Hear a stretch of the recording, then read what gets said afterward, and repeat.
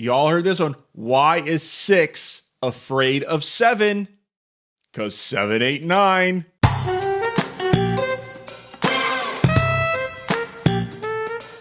Hey everyone, Joe Workman here, and in this video we're going to be reviewing some more advanced stuff with Pi, right?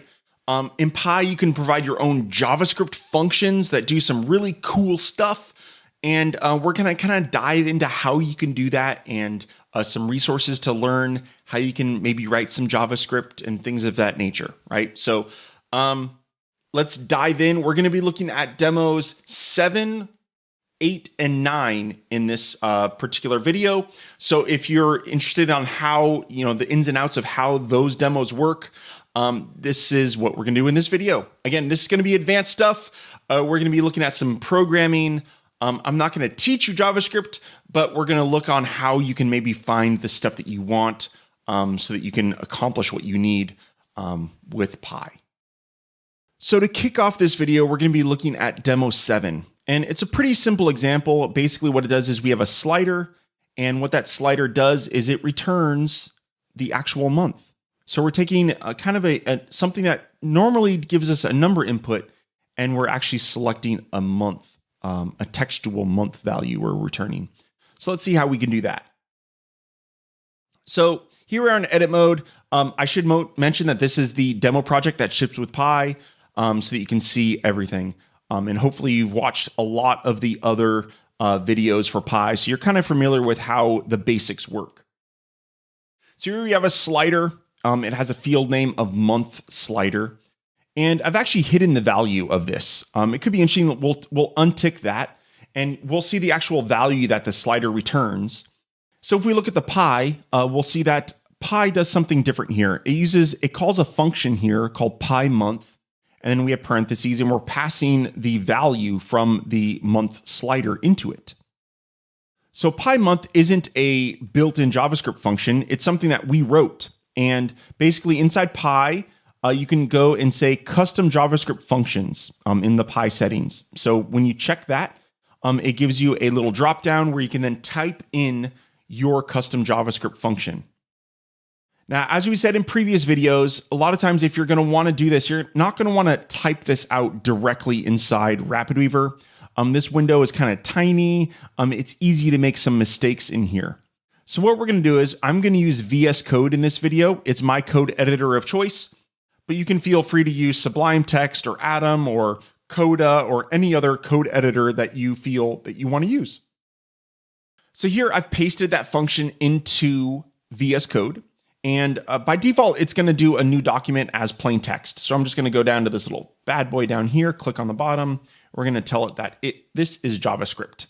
Now you might want to save this locally, right? And maybe in the same folder that your project is in, so you can access this file and see this code without having to copy paste all the time, right? But as you see here, this is really cool. It gives us a bunch of functionality. It gives us kind of syntax highlighting, right? And what's cool about this is if you make a syntax error, JavaScript is very syntax error prone, right? So if you have any issues, it will immediately alert you that, hey, there is a problem here. I was expecting, and if you hover over it, it says, I was expecting a comma and I didn't see one. So I noticed I was missing a comma right there. Now, if you don't see any of those little red squiggly lines, you're golden. Now, this area is a little bit different than in the Pi formula area. Remember in the Pi formula area, let me go to, let's go back to RapidWeaver really quick. And I'm going to copy and paste this. Okay. If we notice here, I pasted this into the from our Pi formula, right? And Pi, remember, has this special syntax that has the squiggly lines, right? And then we have the name of our form input field. And this is the way we actually grab the form input and then insert into our formula. Now that is something that's special to Pi, and you are going to get little syntax errors if you are doing that. Now, inside these custom functions, you cannot use these squiggly lines at all, right? So I can't use month slider inside my custom function. Okay, you cannot do that. It won't work. Your custom function has to be pure JavaScript. So if you're doing custom functions, you have to make sure you have absolutely zero squiggly lines or your page will break. Okay. So let's go ahead and remove this. Basically what I'm doing here is I'm taking a month slider and I'm passing it as a parameter to a function, pi month. So, and here pi month, I'm saying that we have one argument, it's called month. And then I can now use that as a variable inside my function. Okay. So here I create an array of months. So I'm creating a variable called months, and it is an array that contains all the month names. And then at the very end, what I'm doing is I'm returning months, and then I'm taking month minus 1. Now, the reason is if you've programmed, you know that arrays are 0, 1, 2, 3, 4, 5, 6, 7, 8, 9, 10, right? So it starts with 0. The first element index is 0. So if I did months 0, that is going to return January. If I do months 1, that's going to return February. Okay. Now remember, we're passing the variable from our input, from our slider, to this function. And that slider does 1, 2, 3, 4. So when I pass 1, I want to make sure I get January. So if I were to just do a month, okay, and I run here, let's just do this, right? If I were to do pi month 1, okay, this would return, in this particular state, it would return February, right? And if I wanted to do pi month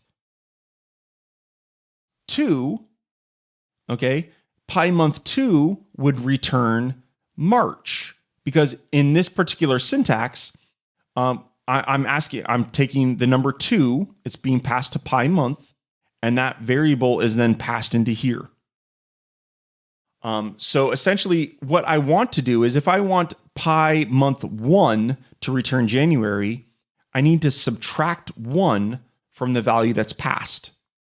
So now pi month 1 is going to be this, remember this value here, month, is the number 1, but the index of January is 0. So I just do 1 minus 1 is 0. So essentially now this is correct. We're returning, this returns January, this returns February, so on and so forth.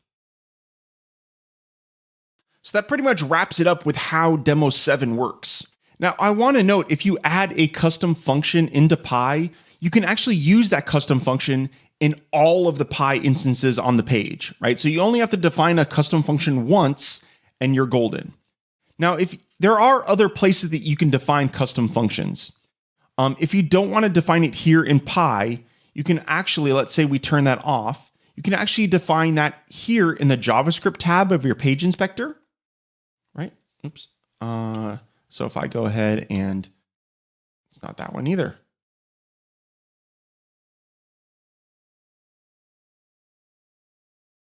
So I can go ahead and paste that inside the JavaScript tab here.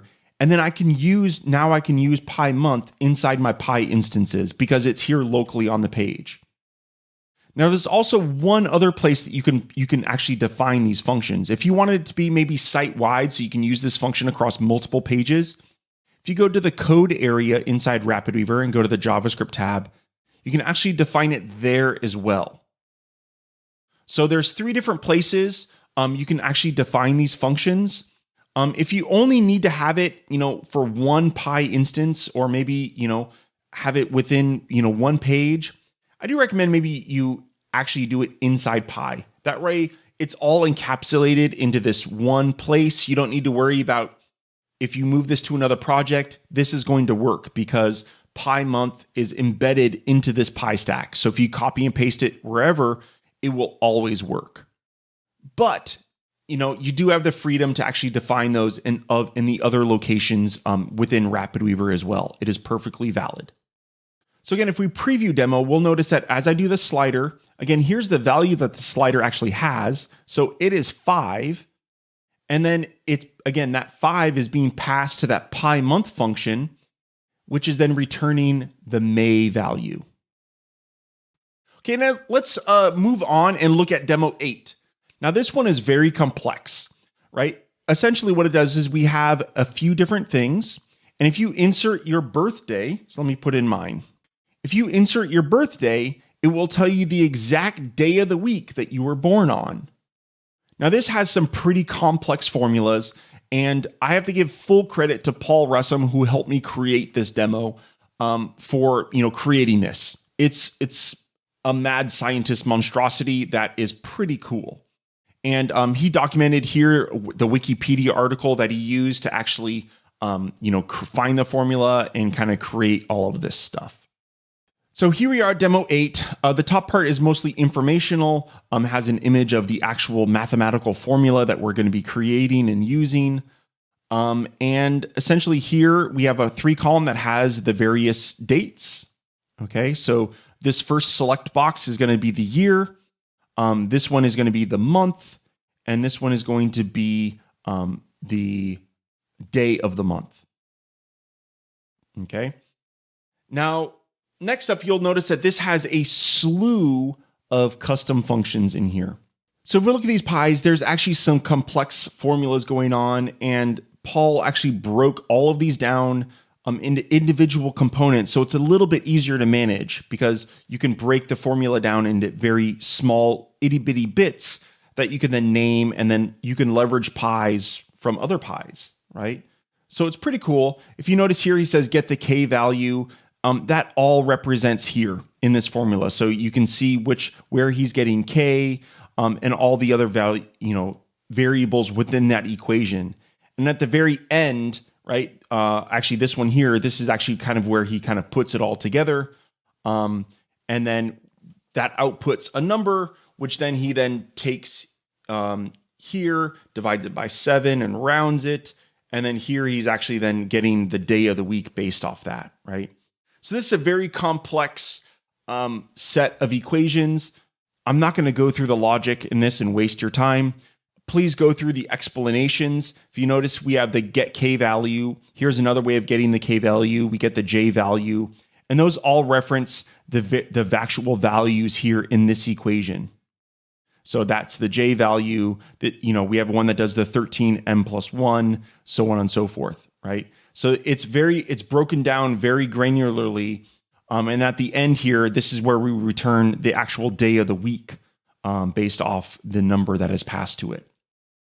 But the point here is that we can use external functions and how we can take something complex and break it up into multiple different equations so that we can ultimately get the results that we want. Now, last up, we're going to look at demo 9. And if you watched the CSS Pi video, you probably saw how we, did this to create, use these sliders to adjust the color values. We're going to dive a little bit into how to actually generate these color values and how we convert them and things of that nature. So here we are at demo 9, and demo 9 has 3 different sliders for hue, saturation, and lightness, and those make up the HSL color value for a particular color. So if we look at this first pi value for HSL, this returns an HSL string. Now, with HSL values, you actually have to always have 3 digits provided. So if it's 1, it has to be 001. So this fancy little function here basically ensures that we always have a 3-digit number. So no matter if you pass 1 or 100, it will always do the 3-digit value of that. So if the number is less than 10, add 00. If the number is less than 100, add a 0 to the beginning. And if it's greater than 100, it does nothing, right? It just, because that will obviously be a 3-digit number. So this fancy little function here just does that. Now, this pi function here, this one basically converts an HSL string to RGB, right? So here we're passing the H, the S, and the L values. So here, in here, we're taking the hue, the saturation, and the lightness, and we're passing that to this function. Now, what's important here is, now Paul helped me create this as well. And Paul didn't write this JavaScript function. You might think, How did he do it? Well, he Googled it. He said, I have an HSL value. How do I convert that to RGB in JavaScript? And he found this fancy little function.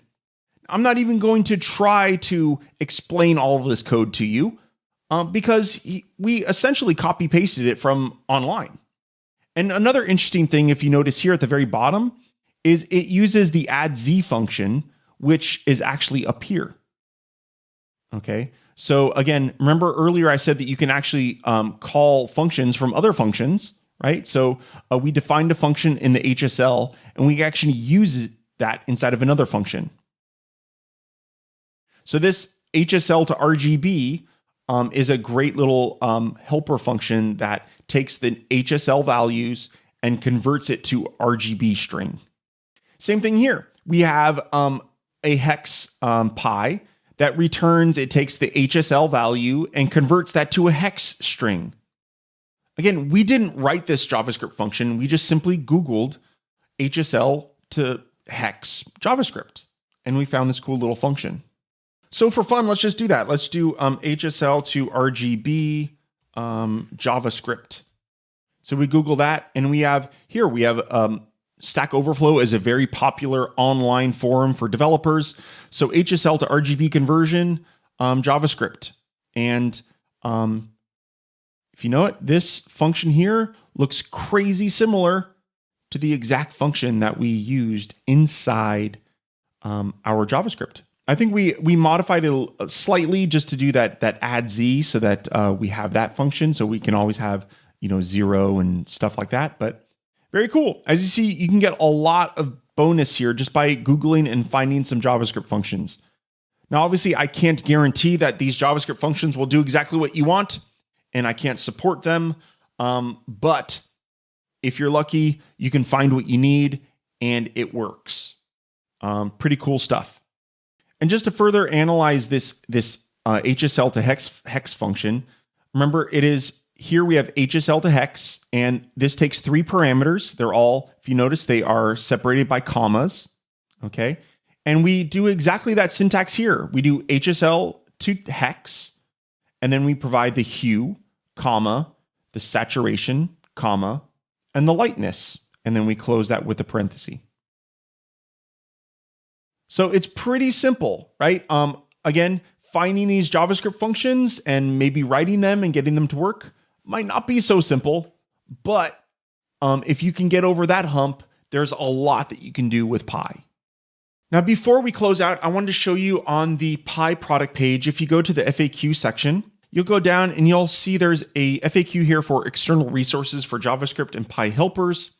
And here is a bunch of links that will help you out. So here we have one. Let's say we were learning some JavaScript functions. Here's a great resource on how to learn how to write your own JavaScript functions.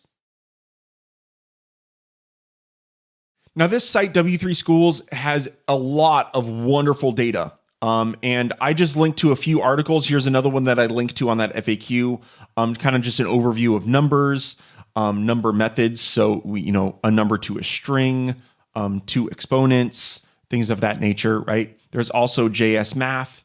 This has a lot of the stuff that if you watch some of the previous videos, you notice I mentioned math.py and math.round, power. Here we have the square root. We have absolute values, right? So an absolute value, ceilings, floors, sine, cosine, min-max values, stuff like that.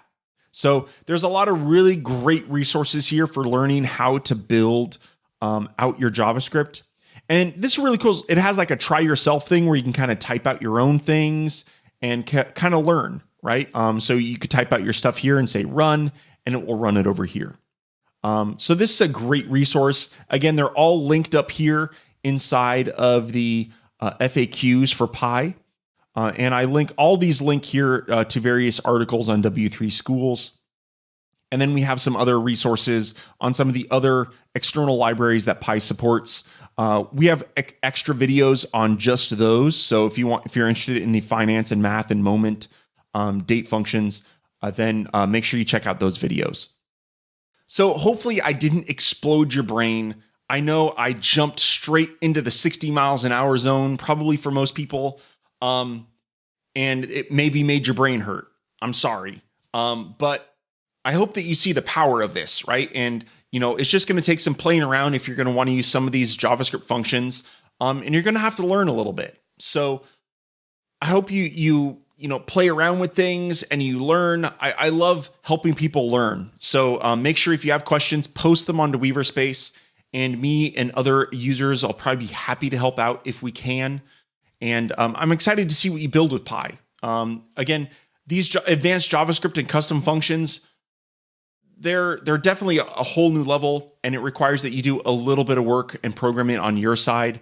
But the benefit could be, allow you to do exactly what you've always wanted. And I hope that Pi allows you to do that. So I hope you're enjoying Pi, and I look forward to see what you're building with it. And make sure that you share things that you make on Weaverspace, and we will talk to you soon.